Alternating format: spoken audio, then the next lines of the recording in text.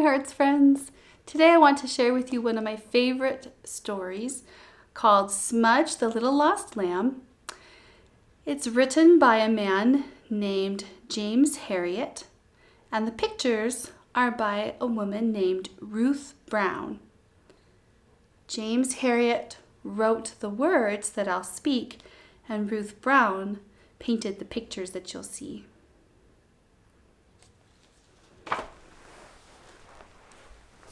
I'm going to move the camera a little bit so that it's facing the ground where we're going to put our book, and I'm going to change the focus so we're focusing in. Some of you might be interested in how taking videos works. And this is how it works. You have to change the focus so that you can see things a little bit better. There you go. That should be about right. All right, so Smudge, the Little Lost Lamb. You can see there's a little lamb down here on the front cover. I'm going to open up the book. We can make sure that we can see both sides, both pages. Smudge the Little Lost Lamb. The picture of a little lamb and a child there. Harry had got up very early in the morning to help his father with the lambs. He had enjoyed holding the ewe and then rubbing down the newborn lambs with straw to dry them.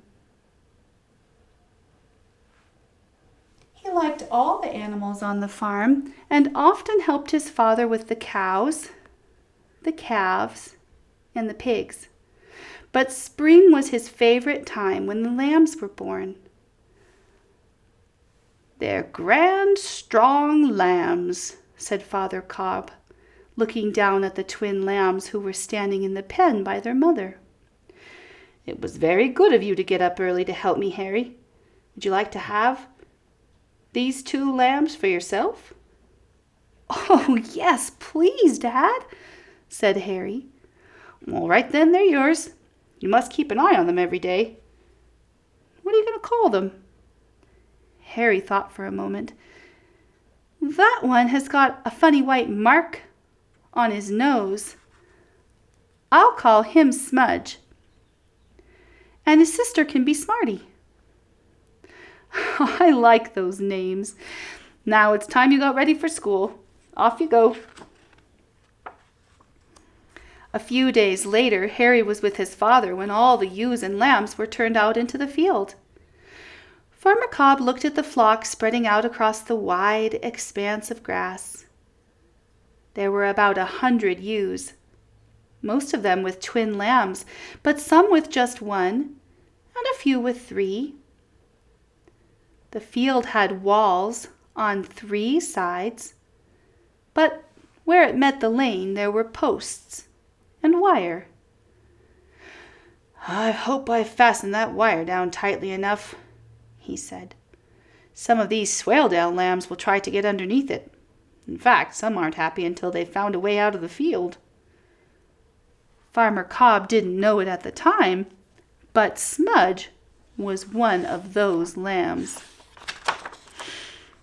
For 3 weeks the flock grazed in the spring sunshine, the ewes cropping the young grass, and the lambs playing happily and enjoying their mother's milk. One of the lambs' favorite games was to collect in little groups and dash up and down by the side of a wall. Harry used to laugh when he saw them racing along, leaping joyfully in the air. However, among the happy throng there was one lamb who wasn't content, and that was Smudge. He enjoyed the games well enough, but every day he had a growing urge to see what was outside the field. He was getting very tired of seeing only the walls and the stretch of wire. In fact, at the age of 3 weeks, Smudge was bored. He longed to escape and see what the world was like outside, and surely he thought there was some way he could get under that wire. Every day he worked his way along, nosing it where the wire met the grass, but Farmer Cobb had done his job well. Smudge was about to give up hope, when one morning he found a tiny gap. He was able to get his nose through. Then as he thrushed and pushed, he got his neck, then all his body through, and with a final wiggle, he found himself on the other side. Oh, the sensation of freedom was wonderful as he looked up and down the pretty little country road. He could go wherever he pleased. The whole world was his to explore, and he felt quite sorry for all his friends still imprisoned in the field. Oh, how clever he had been, he thought, as he puffed out his little chest and strutted along to the bend in the lane. He could see for miles down a long valley. There were cattle and Dale's ponies grazing on the green slopes which ran down to a pebbly river spanned by a fine stone bridge with 3 arches. He gazed wonderingly at this new sight for some time. Then he nibbled at the long grass by the road, before running and skipping gleefully in the other direction.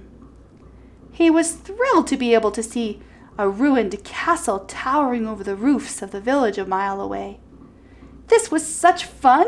He leapt high in the air for sheer joy. He felt so important. None of the other lambs knew anything of this fascinating world outside the field.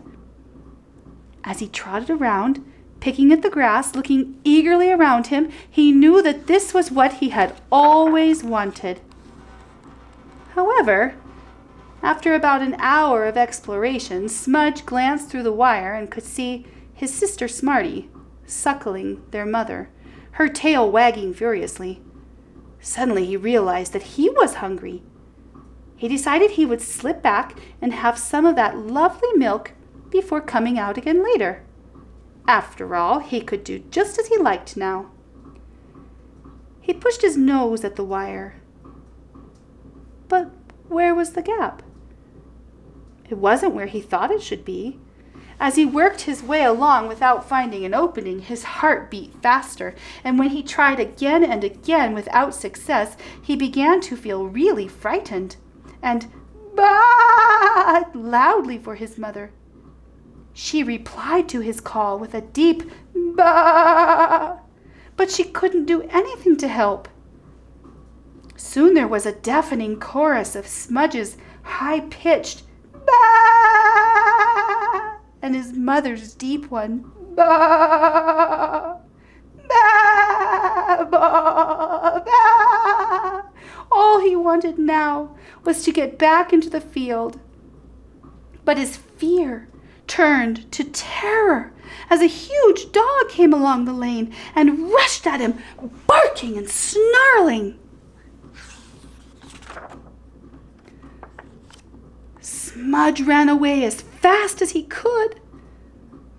And just as the dog was about to catch him, he dived between the bars of a gate into a field on the other side of the lane.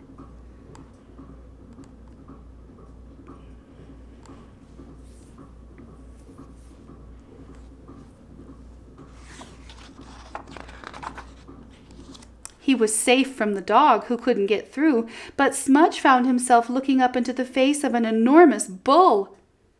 He had never seen such a monster, and when the bull bent down until the shining bronze ring in his nose almost touched the little lamb's face, Smudge fled at even greater speed.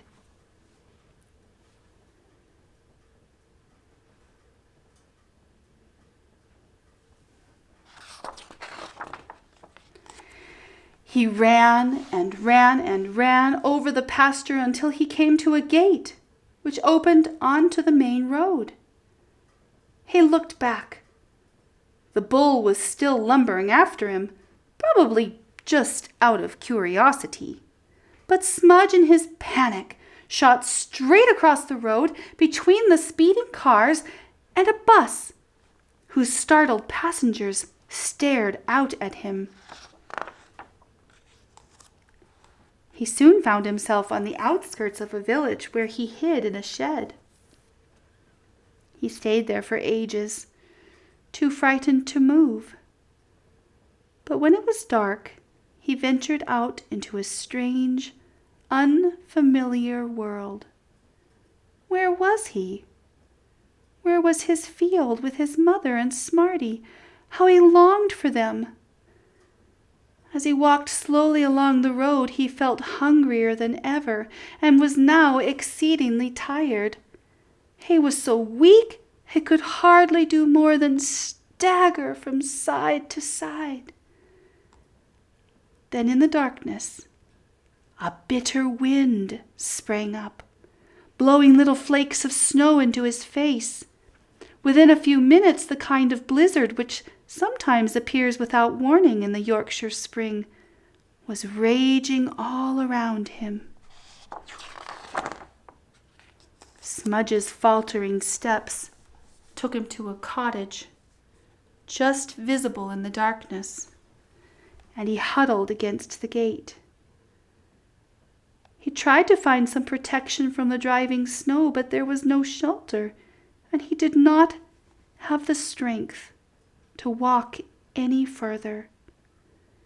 He felt very, very tired and very, very cold, and as he curled himself up and fell asleep, the big flakes of snow fell steadily on his body. Penny Robinson was returning from her music lesson with her mother, and she was about to go through the gate when she noticed the little heap of snow. She pushed at it with her shoe, and as she cleared the snow away with her hand, she cried out in surprise, "Look, Mommy! There's a tiny dead lamb under the snow." "A lamb? It can't be," exclaimed Mrs. Robinson. Penny looked closer. It is, and maybe he's not dead. I think he's still breathing." She picked Smudge up in her arms and hurried down the garden path. Inside the house, she put him on the kitchen table where he lay very still, with his eyes closed. Penny brushed the snow from him and rubbed him with a towel, but he did not move, and his wool stayed damp and bedraggled. "We must get him warm, or he'll die," said Penny. Then she had an idea. She ran up to the bedroom and fetched her mother's hairdryer and began to blow warm air onto the tiny body. Again and again she sent the heat from the dryer, from head to tail, and back again, waiting for some signs of life from the little creature. From way down in the depths of his icy sleep, Smudge became aware of the delicious warmth swirling around him like a summer breeze, thawing him out, drying his wool, pulling him back into the world.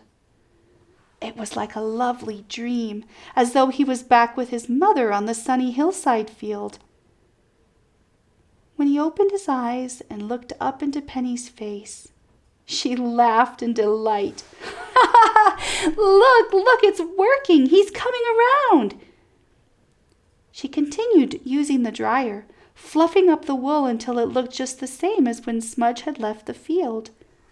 But still, the little lamb didn't move. "He's so weak he needs some food," Penny said. "Mama, where is the bottle I had when I was a baby?" Mrs. Robinson laughed, and she got the bottle from a cupboard, filled it with warm milk, and gave it to Penny. When Smudge felt the teat in his mouth, he knew what to do. He had hardly any strength left, but he could still suck, and the level in the bottle went down rapidly. Penny refilled the bottle, and Smudge sucked again until his little stomach was full to bursting. He began to feel much better, and he looked around him at yet another strange place, the cozy kitchen, with its cheerful fire. It was all new to him, but much better than the cold world outside. Penny made a bed for him in a cardboard box by the fireside, and he drifted into a deep, contented sleep. The next morning, Penny was delighted to find him out of the box and running around the room. "What shall I do with him?" she asked her mother. "He's so sweet. Can I keep him as a pet?" "I don't think that would be very convenient," replied her mother. "He's going to grow up into a big sheep. We only have a small yard. We must try to find out something about him." Penny gave him another bottle of milk and then went off to school in the village. When the teacher came in, Penny put up her hand and told the class about the lamb she had found. "Well, that is interesting," said the teacher. "I wonder where he came from."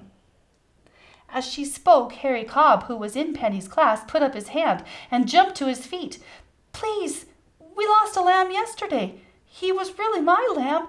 My father gave him to me, and he was missing when I got home from school." He turned towards the girl and held out his hands. "Is he about this size, Penny? And does he have a black face with a white mark on his nose?" "Yes," she replied. "Well, that's Smudge. That's my lamb." After school that day, the snow had melted away, and Farmer Cobb went down to the village in his car to collect Smudge. Penny went back to the farm with them, and she and Harry watched as the little lamb was reunited with his mother and sister in the sunny field. They laughed as Smudge and Smarty pushed their heads under the ewe and sucked happily, their little tails twirling. "He's all right now, Penny, thanks to you," Harry said. "You saved his life." Penny laughed. It was really the hairdryer that saved him. There was only one thought in Smudge's mind as he enjoyed his mother's milk. This was where he wanted to be. He would never ever try to get out of the field again.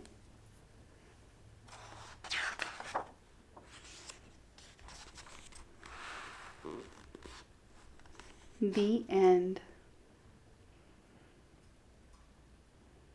Thank you, friends, for joining me for Smudge the Little Lost Lamb. I hope to see you again soon. Goodbye.